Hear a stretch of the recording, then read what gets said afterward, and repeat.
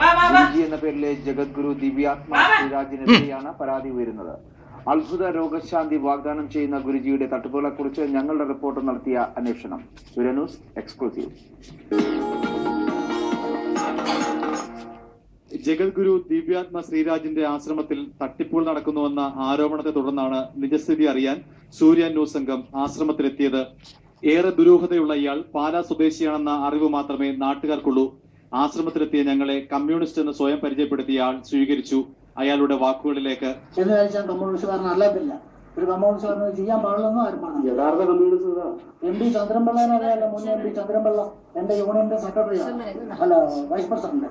ഈ ചന്ദ്രൻപിള്ളയുടെ ഭാര്യയുടെ അനിയത്തി വിജയ്, അവർക്ക് ജന്മന 3 വയസ്സുള്ളപ്പം മുതൽ പോളിയോ വന്ന് തളർന്നു കിടന്നൊരു സ്ത്രീയാണ്. അവർ സംസാരിക്കില്ലായിരുന്നു, പൂച്ച കരയുന്ന പോലെ ശബ്ദം കേൾപ്പിക്കുമായിരുന്നു. ഇവര് ഈ പെൺകുട്ടിയെ മുറിക്കകത്ത് അടച്ചിട്ടാണ് നടത്തിയത്. എഴുന്നേറ്റ് കഴിഞ്ഞാൽ ഈ ബോഡി വെയിറ്റ് കാരണം ആടിപ്പോയി ഫിക്സ് വരും, അടിച്ച് വീണിട്ട് ഇവിടെ എല്ലാം പൊട്ടിയിട്ടുണ്ട്.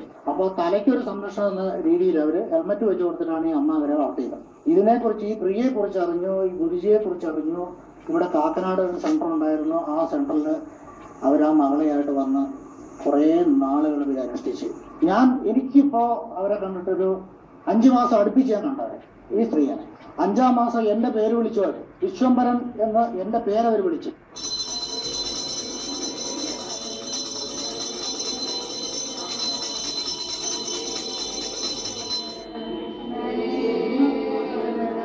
അസുഖം വന്നാൽ മരുന്ന് കഴിക്കരുതെന്നാണ് ഗുരുജി ഭക്തർക്ക് നൽകിയിട്ടുള്ള നിർദ്ദേശം.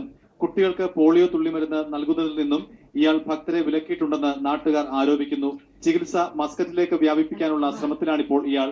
പള്ളികളിലും അമ്പലങ്ങളിലും പോകുന്നതിനും ഗുരുജിയുടെ വിലക്കുണ്ട്. അപ്പൊ അതിനെ കുറിച്ച് ഇങ്ങനെ അന്വേഷിച്ചപ്പോൾ അവർ പറയുന്നത് ഇവിടെ ധ്യാനിച്ചിരിക്കുന്ന ആളുകൾക്ക് അങ്ങനെ പോളിയോ വാക്സിൻ കൊടുക്കേണ്ട ആവശ്യമില്ല, അവരുടെ കുട്ടികൾക്ക് അങ്ങനെയുള്ള അസുഖങ്ങളൊന്നും വരത്തില്ല. അതുപോലെ തന്നെ ഇപ്പൊ ഷുഗർ, കൊളസ്ട്രോള്, BP അങ്ങനെയുള്ള ആളുകൾ മരുന്ന് കഴിച്ചിട്ടിരുന്ന ആളുകളുണ്ടായിരുന്നു. അവരോട് പറഞ്ഞു നിങ്ങളിവിടെ ധ്യാനിച്ചിരുന്നാൽ മതി, മരുന്ന് ഉപേക്ഷിച്ചേക്കാൻ പറഞ്ഞു. അങ്ങനെ ആളുകൾ മരുന്ന് ഉപേക്ഷിക്കുകയും ഷുഗർ ഹൈ ആവുകയും ഹോസ്പിറ്റലിൽ അഡ്മിറ്റ് ആയിട്ട് ഇൻസുലിനൊക്കെ എടുത്ത് ഷുഗർ കുറച്ച് ഇപ്പം വീടുകളിൽ വന്ന് റെസ്റ്റ് ചെയ്ത് ഇരിക്കുന്ന ആളുകളുണ്ട്. യോഗ നടത്തുന്നതായിട്ട് ഞങ്ങൾക്ക് തോന്നിയിട്ടില്ല. ഞങ്ങളവിടെ പോയി കണ്ടു. പക്ഷെ അവിടെ ഒരു യോഗ എന്ന് പറയുന്നത് അല്ല, ഇവിടെ പ്രാർത്ഥനയായിട്ടും ശബ്ദത്തോടു കൂടി പ്രാർത്ഥന നടത്തി അങ്ങനെ ഒരു രീതിയാണ്. അത് ഏത് വിശ്വാസത്തിന്റെ പേരിലാണെന്നും നമുക്ക് മനസ്സിലാകുന്നില്ല. ആശ്രമത്തിലെത്തുന്നവരിൽ നിന്നും 500 രൂപയാണ് ഫീസ് ഈടാക്കുന്നത്. പഞ്ചായത്ത് റോഡിന് കുറുകെ ആശ്രമത്തിന് കമാനവും സർക്കാർ ഭൂമി കയ്യേറി താൽക്കാലിക വെയിറ്റിംഗ് ഷെഡും ഇയാൾ പണിതിട്ടുണ്ട്. സ്ത്രീകളെ ലക്ഷ്യമിട്ടുള്ള നാരി പൂജയാണ് ഗുരുജിയുടെ സ്പെഷ്യൽ. ഗുരുജിയുടെ കാല് കഴുകുന്ന വെള്ളം സ്ത്രീകൾ കുടിക്കണമെന്നും നിബന്ധനയുണ്ട്. ഇയാളെക്കുറിച്ച് കൂടുതൽ അന്വേഷണം വേണമെന്നാണ് നാട്ടുകാരുടെ ആവശ്യം.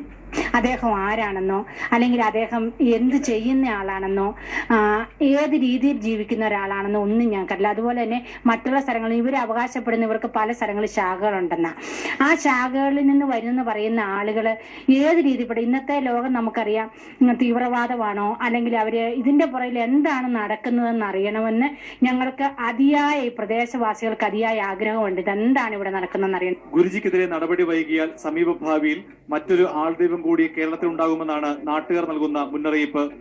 യോഗാശ്രമത്തിന്റെ പേരിൽ ഗുരുജി എന്ന ഒരു ആൾദൈവം പ്രത്യക്ഷപ്പെട്ട് കുട്ടികൾക്ക് നൽകേണ്ട പോളിയോ മരുന്ന് പോലും ഇവിടെ നിഷേധിക്കപ്പെടുന്നു. ഇതിനെതിരെ പ്രതികരിക്കേണ്ടത് അത്യാവശ്യമായിരിക്കുകയാണ്. ഉപ്പുവിൽ നിന്നും ക്യാമറമാൻ തൻസിലിനൊപ്പം VS സൂര്യ ന്യൂസ്.